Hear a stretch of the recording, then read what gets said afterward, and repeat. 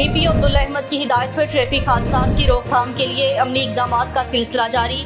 शहरियों की सहूलत के लिए state of the art police driving school में ड्राइविंग की तरबियती कोर्स जारी। चिनाब नगर पुलिस ड्राइविंग स्कूल में आवाम को जदीद तकाज़ों के मुताबिक ड्राइविंग सिखाई जाती है। पुलिस ड्राइविंग स्कूल में 28 यौम के कमर्शियल और 14 यौम के नॉन कमर्शियल कोर्सेज करवाए जाते हैं। जदीद टेक्नोलॉजी का इस्तेमाल करते हुए ट्रैफिक कवानीन से आगाही के लिए मल्टीमीडिया ब्रीफिंग दी जाती है। कोर्स के दौरान बैनुल-अक़वामी तर्ज पर बने ड्राइविंग ट्रैक पर ड्राइवर्स की अमली मशक़ें करवाई जाती हैं।